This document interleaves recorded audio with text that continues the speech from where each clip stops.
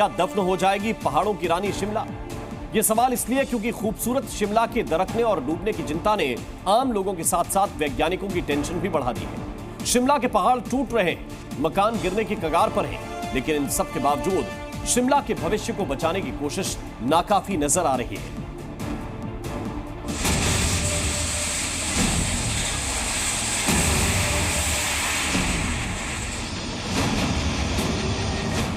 दिल दहला देने वाला मंजर,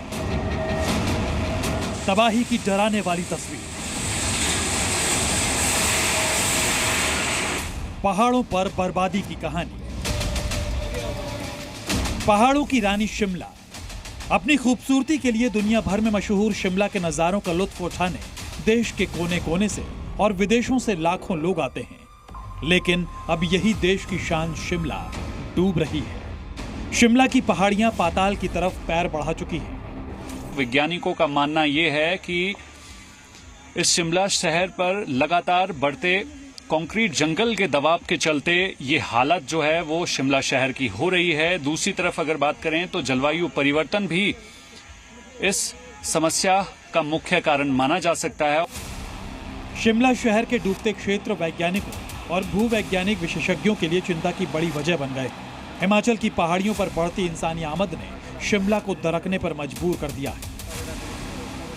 आम जनता को और सभी लोगों को, प्रशासन को जो नीतियां निर्धारित करते हैं, हम सभी को ये समझना बहुत आवश्यक है कि शिमला जो है अपनी जो सॉइल की जो लोड बेयरिंग कैपेसिटी है, अगर इसकी एनालिसिस अभी समय पे नहीं हुई तो हमें और भी आगे जो गंभीर परिणाम है वो भुगतने पड़ेंगे।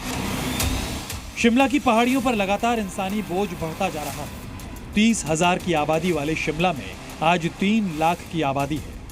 उस पर पहाड़ों को काटकर बन रही सड़कें और इंफ्रास्ट्रक्चर ने शिमला की मजबूती को खोखला कर दिया है।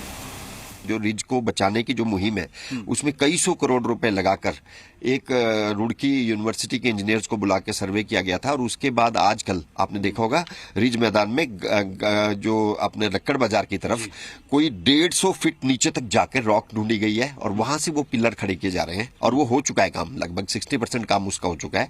वो एक परमानेंट सोल्यूशन है। उसके बाद जो रिज का वो वाला हिस्सा एटलीस्ट नहीं धसेगा। हिमाचल की गोद में बसा शिमला हिमालय बेल्ट का खास पॉइंट है। हिमालय बेल्ट पर मौजूद ज्यादातर इलाकों में हालात चिंताजनक है। कुदरती वजहों पर गौर करें तो भूकंप के झटके, भारी बारिश और हिमालय की हलचल बर्बादी के जिम्मेदार है। दूसरी तरफ इंसानी वजहों की बात करें तो तेज विकास, पहाड़ों पर निर्माण और पर्यटन भी इस बर्बादी और खतरे के लिए कसूरवार है। मेरा अंदाजा ये होगा कि यहाँ की मिट्टी की जो लोड बेयरिंग कैपेसिटी है, कितना प्रेशर या स्ट्रेस सह सकती है वो मिट्टी, उससे ज्यादा आप बोझ डाल रहे हो। जिस तरह से इस शहर का फैलाव हुआ है और इतना वजन और कंस्ट्रक्शन चलती जा रही है। पिछले कुछ सालों में पहाड़ी इलाकों में कुदरत ने भी जमकर कहर बरपाया। प्रचंड गर्मी ने पहाड़ों को पिघलाया, भारी बारिश ने शिमला की मिट्टी को बहाया, तो ठंड में ठिठुरती शिमला पर कुदरत का अलग असर हुआ है। डूबते शिमला में ऐतिहासिक रिज मैदान भी खतरे की जद में आ चुका है। रिज मैदान शिमला शहर की पहचान है।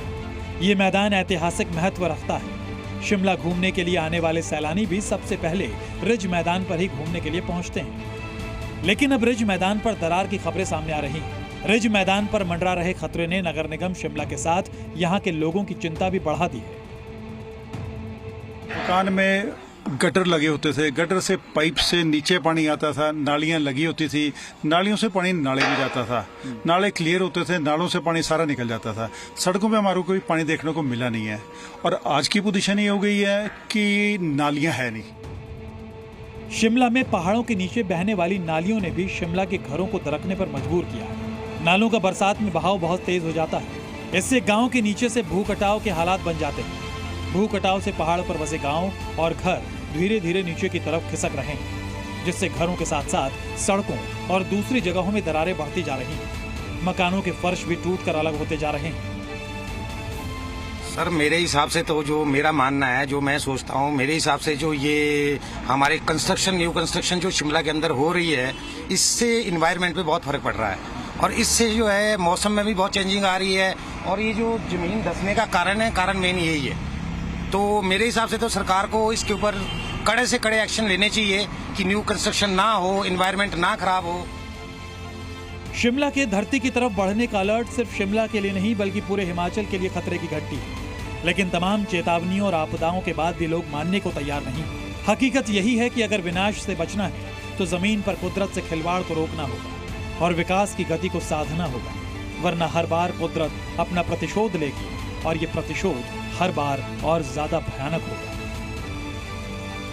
ही समस्याओं को लेकर अगर जल्द निपटारा नहीं किया तो ये खूबसूरत शहर जिस तरीके से कई इलाकों में धंसता जा रहा है, भूस्खलन की वजह से लोगों की जान जा रही है, ये घटनाएं और बढ़ सकती हैं।